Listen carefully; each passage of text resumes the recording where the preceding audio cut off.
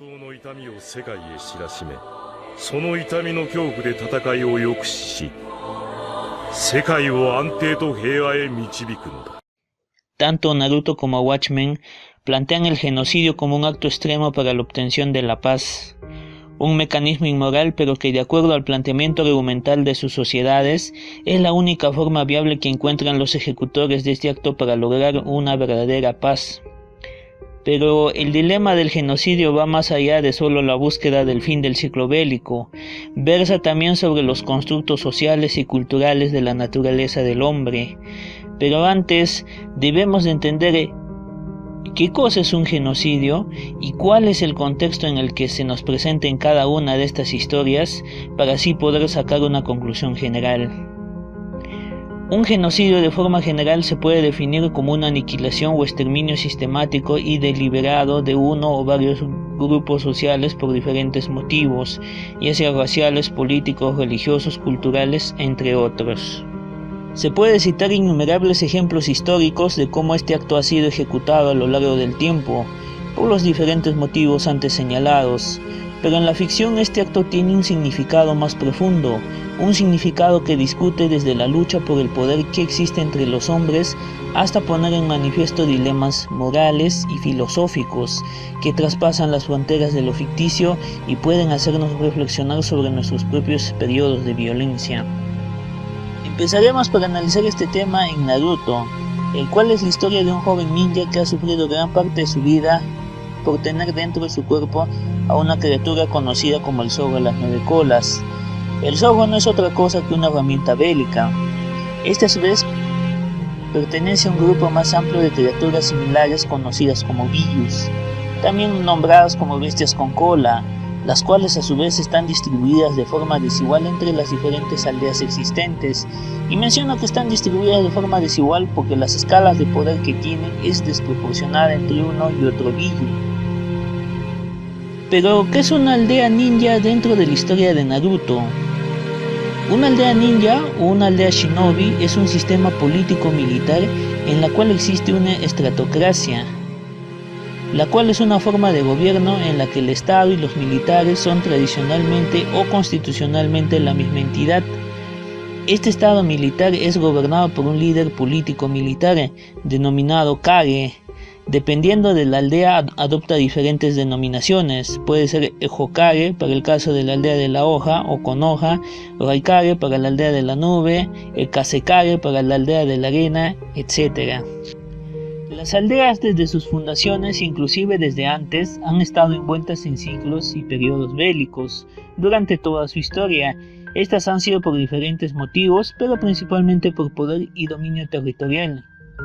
Quizás esta parte de la historia de Naruto está muy inspirada en las duras luchas tribales que tenían los diferentes clanes existentes en el Japón antiguo. Hasta el contexto donde transcurre la historia de la primera parte del manga de Naruto han pasado 3 guerras shinobis a gran escala, las cuales han sido desastrosas y han dejado rivalizadas a muchas aldeas. Es por eso que para asegurar sus supervivencias cada aldea ha tenido que idear diferentes medios para aumentar su poder militar y con ello su poder bélico. Y justamente las bestias con cola han servido para este fin, las cuales podríamos considerarlos como armas nucleares del mundo ninja, pero como ya mencioné, estas no están equilibradas en poder, por lo que podríamos decir que hay una constante tensión bélica entre las aldeas.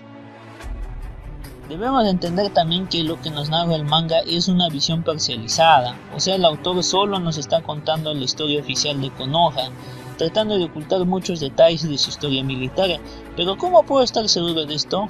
Pues Konoha es un sistema político y militar que se ha hecho una potencia por medio del uso de la violencia y de la fuerza. No por nada tienen a la bestia más poderosa bajo su control. A su vez que los asesinos más despiadados del mundo ninja son de esta aldea, solo por mencionar a Obito y Madara, pero hay otros más. De hecho, sus mismas organizaciones ocultas como la Raíz de Anbu, liderado por Danzo, son responsables de la aniquilación de todo un clan y de la creación indirecta de la organización criminal y terrorista denominada Akatsuki, que de hecho otros ninjas del Konoha han estado envueltos con este grupo terrorista. A su vez, este grupo es consecuencia directa de este ciclo bélico interminable que existe en el mundo ninja, pero Akatsuki en un primer momento tuvo como objetivo la búsqueda de la erradicación del ciclo bélico por medios pacíficos, ya que sus fundadores iniciales eran sobrevivientes de este periodo de guerras. Posteriormente serían traicionados y cambiarían a un planteamiento más radical, la cual se basaba en la aniquilación total de las 5 grandes naciones y del sistema Shinobi, siendo este el primer planteamiento dado por Pain, el líder de la organización, porque después Madara tendría otra visión de cómo conseguir este fin. Este plan se denominaba el ciclo del dolor, el cual es básicamente un planteamiento que postula que las personas son incapaces de entenderse unas a otras. Entonces la pregunta sería, ¿qué es lo único que las puede unir? Pues el dolor. ¿Cómo puedes ser empático con alguien que lo ha perdido todo si tú no has perdido nada? Tienes que perder algo valioso en tu vida para que puedas desarrollar esa empatía hacia los otros, sin importar su nacionalidad, sexo, su creencia y demás. Esta pérdida constante mantendrá la paz, pero se realizaría por una constante aniquilación sistemática de personas, y cuando éstas olvidasen ese dolor o surgiera otra generación, sería necesario replicar este proceso una y otra vez. Por eso se denominaba ciclo y se usaría a las bestias con cola para este fin. Es con este método o con esta táctica tan cuestionable que se aseguraría que las personas se mantuvieran unidas y no quieran iniciar conflictos. En el caso de Watchmen podemos encontrar similitudes con lo antes mencionado en Naruto, pero también diferencias destacables, entendiendo que Watchmen intenta hacer una obra realista en todo momento.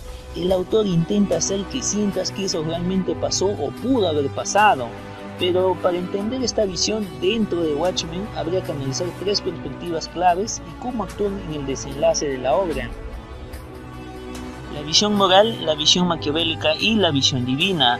La primera visión está representada por el Comedian y el Rorschach. Ambos tienen una manera similar de ver las cosas, pero a su vez manejan perspectivas distintas dentro de sus acciones. Para el Comedian, la naturaleza del hombre es la de un ser inmoral, violento, insensible e individualista, y él mismo es un reflejo de eso. No cree que se pueda llegar a una verdadera paz simplemente luchando contra aquellos males que son la causa aparente de la decadencia de las sociedades. El Rorschach piensa de forma similar, pero a diferencia del Comedian, su inmoralidad tiene límites. Solo ataca las causas que él considera como las responsables del declive social. No intenta dañar aquello fuera de ese rango, en cambio el Comedian sí. La segunda visión está representada por Ozymandias. Él juzga las cosas desde cierta perspectiva egocéntrica y desalentadora, pero a su vez comparte la visión del Comedian sobre la naturaleza del hombre, y su forma de ver las cosas es de cierta forma interesante, porque refleja que no importa con cuántas organizaciones criminales acabes o a cuántos villanos derrotes, eso no cambiará nada, porque eso solo es la punta del iceberg del verdadero problema y no es la solución para acabar con el ciclo de violencia, y esto lo podemos ver reflejado en muchas cosas reales. Su visión de la paz no se logra por la vía de la comunicación o un entendimiento entre las personas. De hecho, pensar así niega la verdadera naturaleza bélica del hombre. Siempre habrá motivos para pelear, como por ejemplo ver que tu enemigo se arma te obligará a armarte a ti también, entre otras miles de causas y excusas más. Entonces, bajo su percepción, lo único que nos puede unir es el odio ante una amenaza mayor a nuestros enemigos habituales, y de cierta forma tiene razón. Hay ejemplos de países que han sido enemigos durante siglos, pero que al ser amenazados por otras naciones más poderosas han olvidado sus rencillas del pasado y se han unido. La tercera visión es la del Dr. Manhattan. Él prácticamente es visto como una divinidad, aunque él no se considera así. Su perspectiva se podría considerar como divina, porque su misma naturaleza es la de un ser superior en todo sentido. Él es una especie de entidad todopoderosa que ve la vida desde una óptica creadora, en la cual considera que el libre albedrío es una de las características esenciales de los hombres, pero a su vez estos lo ven como un objeto de poder. Definitivamente tiene un rol omnipresente y siente que la naturaleza del hombre y de la vida es un milagro, pero un milagro insignificante comparado con las otras creaciones del universo. A su vez piensa que por sus acciones el hombre es un ser arrogante que se considera el centro de todo.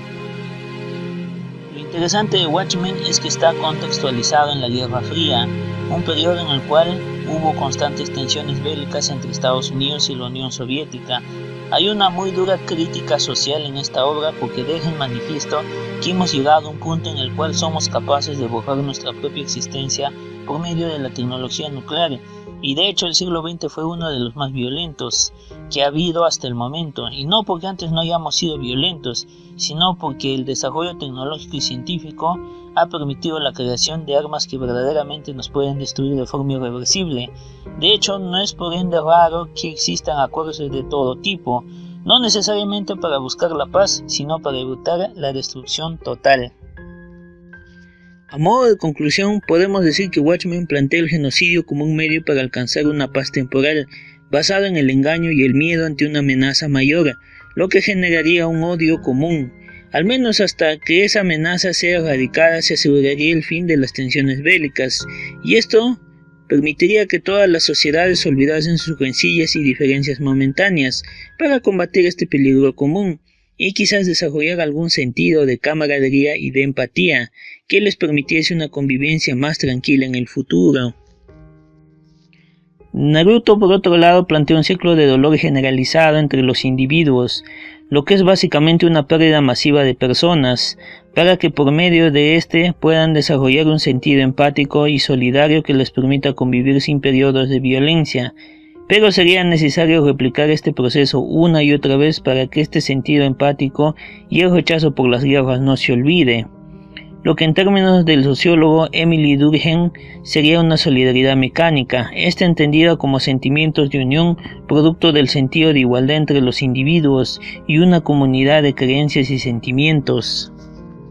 Y ya para finalizar, si bien este periodo de pandemia no es en sí un genocidio como tal, sí nos ha hecho presenciar la pérdida de muchísimas vidas. En este sentido, dos discusiones en el terreno filosófico centradas en las consecuencias que traería esta pandemia fueron: ¿este periodo de pérdidas masivas, tanto de vidas como de diversos bienes materiales, cambiaría nuestras sociedades de modo positivo? A lo que el filósofo esloveno Slavoj Žižek planteaba que sí, que este periodo nos volvería más solidarios los unos con los otros para enfrentar una amenaza común. Por otro lado, el filósofo surcoreano Byung-Chul Han planteaba que no, al contrario, nos volvería más individualistas e insensibles por tratar de salvarnos.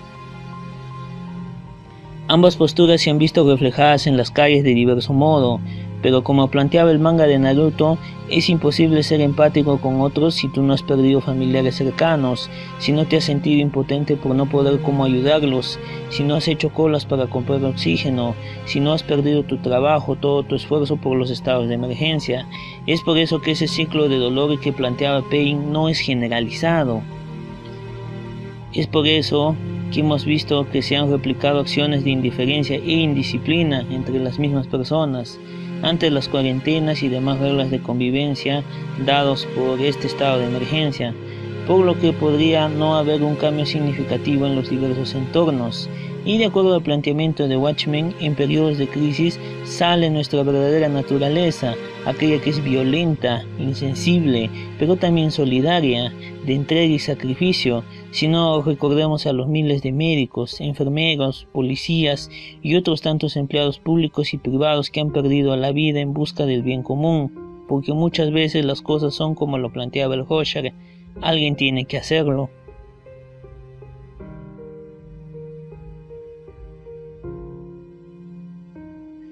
No se olviden de leer estas dos excelentes obras, una del cómic y otra del manga. Dejaré el enlace en la descripción del video.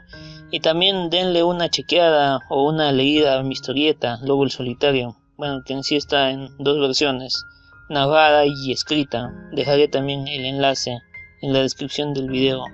Hasta la próxima.